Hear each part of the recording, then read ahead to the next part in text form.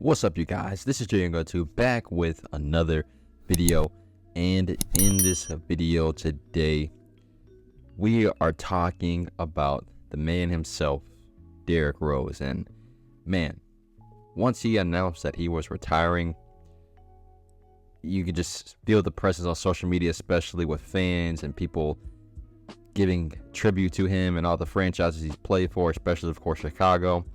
Everybody just giving him his flowers and what he deserved. And for me personally, he was one of my favorite players growing up. As a matter of fact, he was really one of the reasons why I started even watching more basketball and playing NBA 2K. A lot of it was due to DRose, man, because in his prime, he was special. You know, and a lot of people said, well, he really didn't have a prime. I mean, yeah, he was really young when he was doing everything he did. So he was already off to a phenomenal start in his NBA career. But people really come and go. And the same with Derrick Rose. I mean, we talk about it now because we reminisce on the past and what he used to be. But when we see him now, it's not the same. But the reality is, for Derrick Rose as a person, most importantly, in his own words, he's a better human being. And even if he never got hurt and injured, he said it himself that he was still not personally be who he is today. But look, man, regardless of that, I can just remember as a kid watching him and pretty much terrorizing, these teams. I mean, I remember when he played against the Miami Heat, when he dunked on Joel Anthony.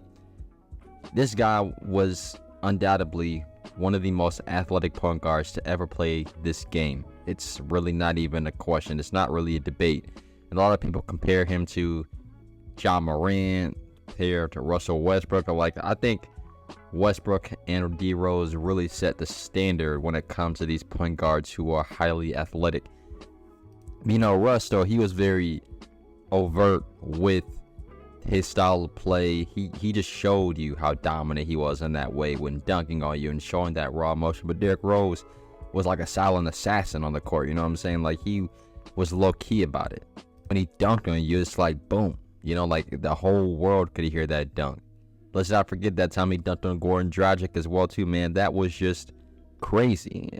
And he heard the announcer, he was like, stop it, stop it. Finally, good defense. Lead pass. Whoa! Stop it! Stop it! Do not do him like that!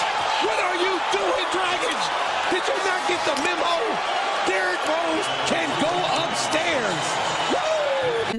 Yeah, Derrick Rose definitely gave us some very, very great memories of his play. And I believe still, when you look throughout his career, even later on, when he was on the Timberwolves, when he had that 50-piece, that was a very special game for him. Probably, to me personally, the best game he's had in his entire NBA career.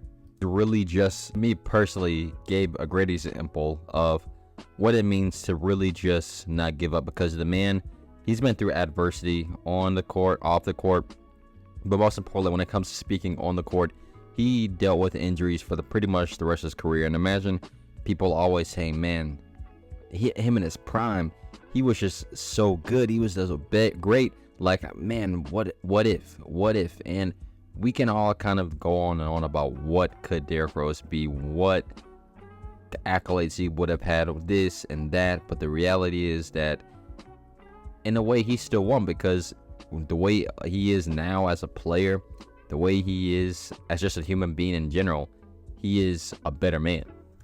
But, as fans, of course, that's always going to be something that we will remember, because in his prime, he truly was just special. He had that 40-plus inch vertical. He was an acrobatic finisher around the rim in ways that people just have not really been able to correlate since. Everything he did was just with finesse, power. He just had it all in that way. It really would have been interesting to see how his play style would have changed now that we know what shooting has done to the NBA, with Steph Curry leading the way in that department.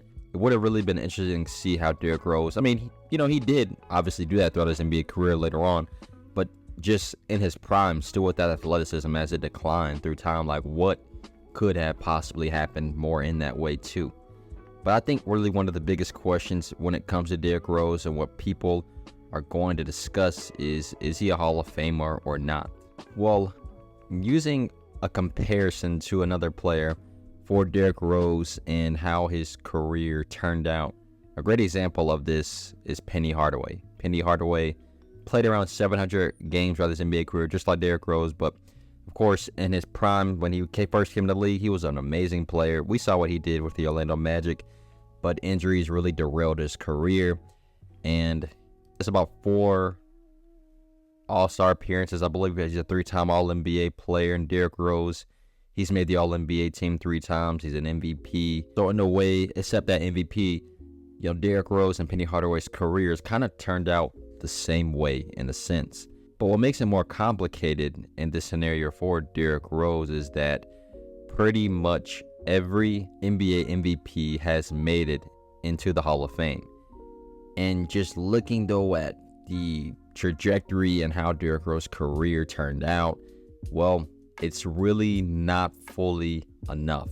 I mean, let alone after the 2017-18 NBA season, I don't even believe he played more than 50 games in a season. But look, Derrick Rose most likely will not make the Hall of Fame, but there is a slim chance, maybe 7-8% chance that he does make the Hall of Fame. But you know what? That really doesn't matter, because at the end of the day, if you watch him in his prime and you know the type of player he was, then you already understand that he's still a basketball icon and is still a basketball legend in his own right.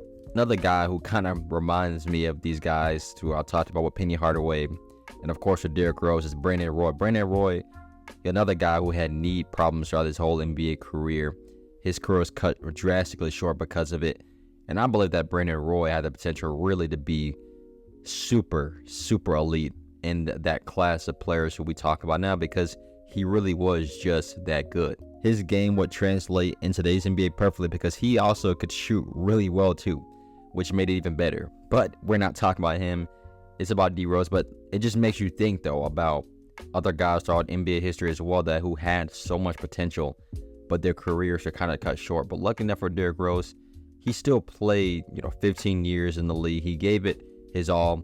And if you just hear from his peers and you hear from everybody around the league, man, they got nothing but respect for DRose and what all he's been able to do for the game during that time. And yeah, it was like seeing him, when he was coming back from these injuries, people were just hoping that he could maybe one day be back to his old self, but it never happened in that way. But you know what? It's still okay, because he still gave us some key memories and highlights that we won't, as fans, ever forget, especially if you're around during that time as well too. But that's all I really want to discuss in today's video, man.